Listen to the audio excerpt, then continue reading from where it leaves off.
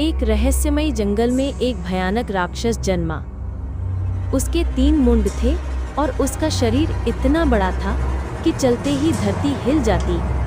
उसकी एक ही टांग थी, मगर वह कूदकर इतनी दूर चला जाता कि गांव के गांव उजाड़ देता। उसके मुंह से आग की लपटें निकलती और उसकी पीठ पर बड़े बड़े नुकीले कांटे थे। उस जंगल में एक जादुई तितली परी भी रहती थी। वह जब चाहती तब मनुष्य कन्या का रूप धर लेती और जंगल के प्राणियों की मदद करती। उसके पंख सोने जैसे चमकते थे और उसकी मुस्कान से फूल खिल जाते। इसी जंगल की गहराई में एक 5 मुंड वाला नाग भी रहता था। यह नाग भी कभी कभी मनुष्य का रूप धर लेता और गुप्त साधना करता। वह बहुत बलशाली था, परंतु मन से भोला था। मुख्य युद्ध की शुरुआत। 3 मुंड वाला राक्षस बहुत अहंकारी हो गया। उसने सभी देवताओं को ललकारा कि कोई उसे पराजित नहीं कर सकता। उसकी शक्ति को रोकने के लिए शंकर भगवान स्वयं एक विशाल रूप में प्रकट हुए। उनके गले में नाग, सिर पर चंद्रमा और तीसरी आंख से अग्नि निकल रही थी। राक्षस ने शंकर भगवान पर हमला किया, मगर भगवान शंकर ने अपने त्रिशूल से उसके एक एक मुंड को काट गिराया। जैसे ही अंतिम मुंड गिरा, धरती कांप गई और आकाश में बिजली चमक उठी। राक्षस की शक्ति खत्म हो गई।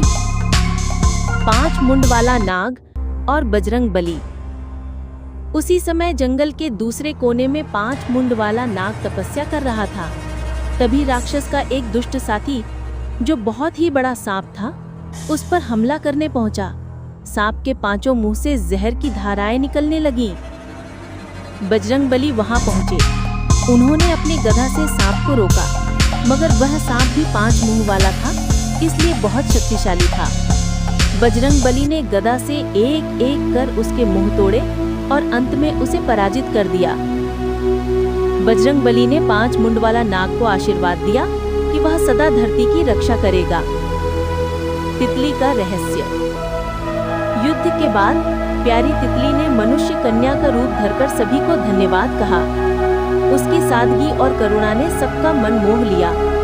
शंकर भगवान ने प्रसन्न होकर तितली को आशीर्वाद दिया कि वह जब चाहे मनुष्य और तितली दोनों रूप में रह सके। फिर शंकर भगवान ने स्वयं को 2 भागों में बांट दिया। एक रूप शिवलिंग के रूप में, दूसरा रूप स्वयं शिव के रूप में, जिससे संसार की रक्षा होती रहे। अंत में सभी देवता, नाग और तितली ने मिलकर उस जंगल को फिर से सुंदर बना दिया। राक्षस का आतंक समाप्त हो गया। जंगल में फिर से फूल खिले, तितलियां नाची और सबने शांति से जीवन बिताया। मैं शंकर भगवान को प्रणाम करता हूं कि खुशियों से आपका घर भरा रहे। और वीडियो अच्छा लगा है तो चैनल सब्सक्राइब कर दें और एक प्यारा सा लाइक कर दें।